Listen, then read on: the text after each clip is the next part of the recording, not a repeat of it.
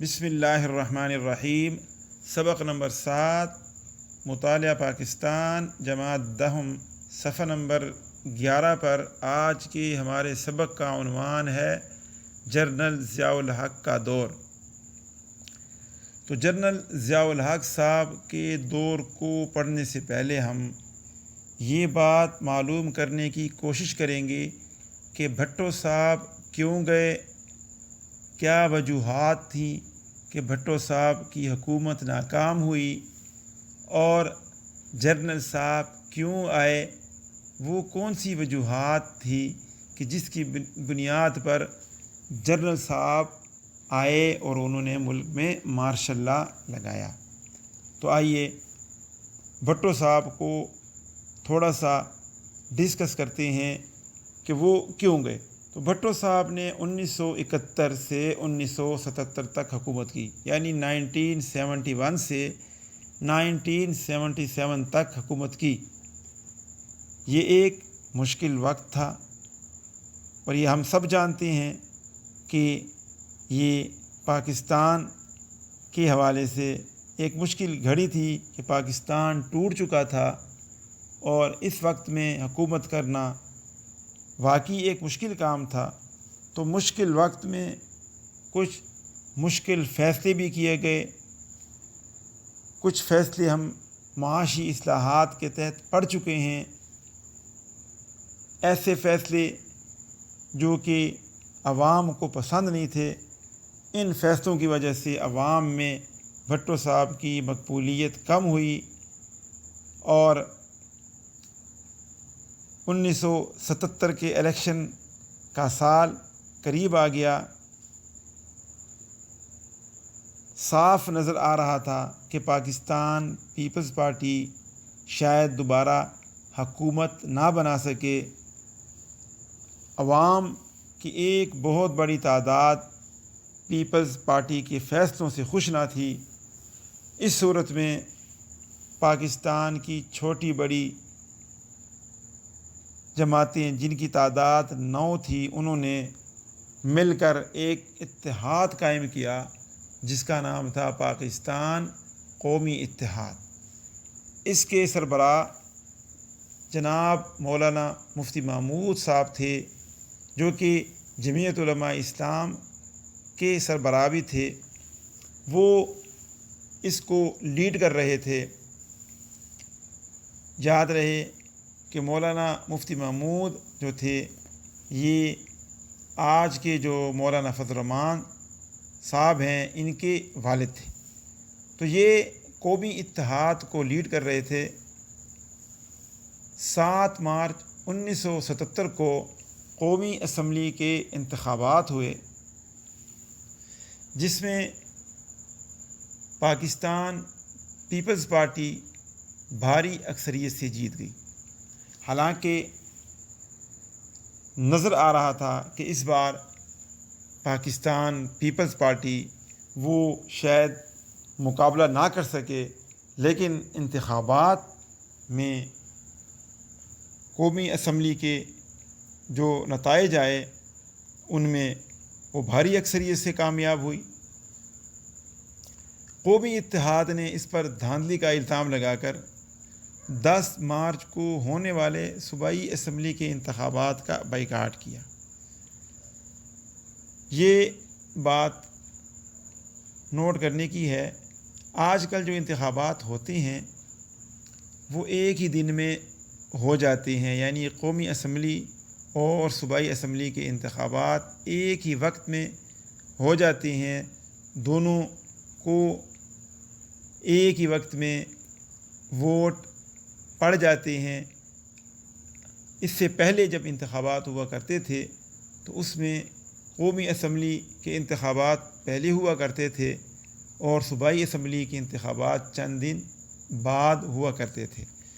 تو 10 مارچ کو ہونے والے صوبائی اسمبلی کے انتخابات کا بائیکاٹ کر دیا گیا۔ قومی اتحاد نے انتخابات کو کالعدم قرار دے دیا۔ کالعدم کا مطلب یہ ہوتا ہے کہ انتخابات دوبارہ کرائے جائیں، پہلے جو انتخابات ہوئے تھے وہ ٹھیک نہیں ہیں، ان کو ہم ماننے سے انکار کرتے ہیں، ان کے نتائج کو ہم تسلیم نہیں کرتے۔ تو یہ صورتحال پیدا ہو گئی اور قومی اتحاد نے اس کے بعد ملک میں نظام مصطفیٰ کے نام سے ایک تحریک کا آغاز کر دیا۔ یہاں حالات خراب ہوتے ہوئے نظر آئے۔ حالات کی خرابی سے محسوس ہو رہا تھا کہ عوام نتائج سے خوش نہیں ہے، وہ دوبارہ الیکشن کروانا چاہتی ہے۔ تو بھٹو صاحب نے حالات کی خرابی کو محسوس کرتے ہوئے قومی اتحاد کو مذاکرات کی دعوت دے دی۔ مذاکرات شروع ہوئے۔ مذاکرات کے چند دور ہو چکے تھے جو کہ مثبت دور رہے، اور ابھی آگے مذاکرات ہونے تھے کہ اس دوران جناب جنرل ضیاء الحق صاحب نے بھٹو حکومت کا تختہ الٹ کر ملک میں مارشل لا لگا دیا۔ تو مارشل لا کے حوالے سے ہم گفتگو کر رہے تھے کہ مارشل لا لگا دیا گیا، حالانکہ مارشل لا کی کوئی وجہ نہیں بنتی تھی، کیونکہ مذاکرات کامیاب ہوتے ہوئے نظر آ رہے تھے۔ مذاکرات کی کامیابی یہ بتا رہی تھی کہ اس سے ملکی حالات دوبارہ ٹھیک ہو سکتے ہیں۔ بہرحال اس بات کی کوئی وجہ، کوئی لاجک سمجھ نہیں آتی کہ مارشل لا کیوں لگا دیا گیا۔ یہ مارشل لا کے حوالے سے اگر ہم بات کریں تو یہ پاکستان پر لگنے والا چوتھا مارشل لا تھا، یعنی ابھی پاکستان کو بنے ہوئے 30 سال مشکل سے ہوئے تھے کہ پاکستان پر چوتھی بار مارشل لا لگا دیا گیا۔ پہلا مارشل لا لگا تھا 1958 میں، یعنی 1958 میں، جو کہ جناب جنرل ایوب خان نے لگایا تھا۔ اس کے بعد دوسرا مارشل لا جو لگا تھا وہ لگا تھا 1969 یعنی 1969 کو، وہ لگایا تھا جناب جنرل یحییٰ خان صاحب نے۔ تیسرا جو مارشل لا تھا وہ لگایا تھا 1971 میں ذوالفقار علی بھٹو نے۔ یہ تیسرا مارشل لا تھا۔ چوتھا مارشل لا 1977 کو جناب جنرل ضیاء الحق صاحب کی طرف سے لگایا گیا۔ تو یہ ٹوٹل 4 مارشل لا تھے۔ ان میں 3 مارشل لا ایسے تھے جن کا تعلق فوجی حکومت سے تھا، جو کہ جرنیلوں نے لگائے تھے، اور ایک مارشل لا جو تھا وہ خود ذوالفقار علی بھٹو نے لگایا تھا۔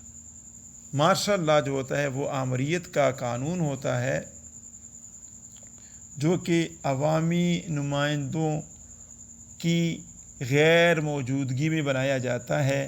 اس میں عوامی نمائندے شامل نہیں ہوتے، تو یہ قانون پسندیدہ قانون نہیں ہوتا۔ یہ وقتی طور پر حالات کو ٹھیک کرنے کے لیے لگایا جاتا ہے، اور اس کی بہت کم مدت ہوا کرتی ہے، لیکن بدقسمتی سے پاکستان پر یہ مارشل لا بار بار لگائے جاتے رہے۔ تو یہ ضیاء الحق صاحب کی طرف سے لگایا جانے والا چوتھا مارشل لا تھا۔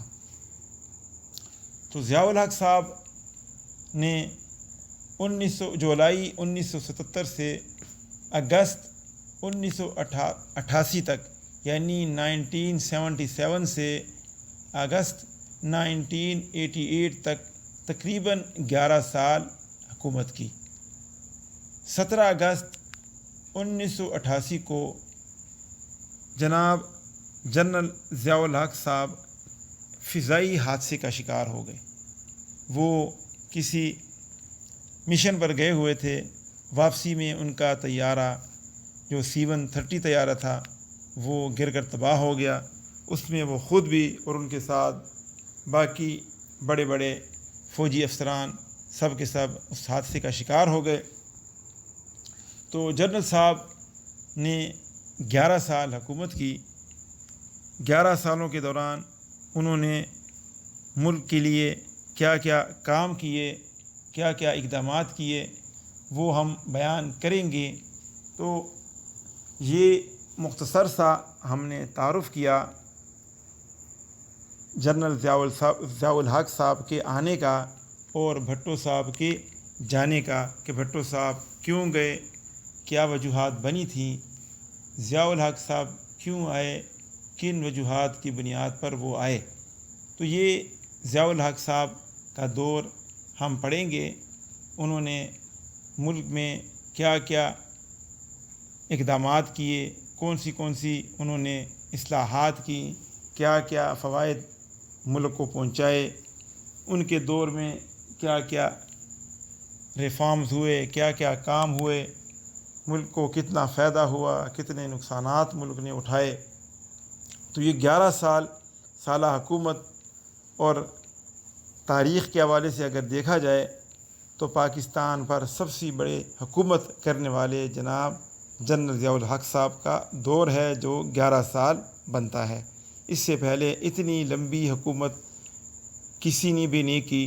تو ضیاء الحق صاحب نے 11 سالوں میں ملک کو کیا دیا وہ ہم انشاءاللہ پڑھیں گے، لیکن ایک بات جو نوٹ کرنے والی ہے وہ یہ ہے کہ پاکستان پر آج تک جو سب سے لمبی حکومت عرصے کے اعتبار سے جو کہ 11 سال بنتی ہے وہ جناب ضیاء الحق صاحب نے کی ہے۔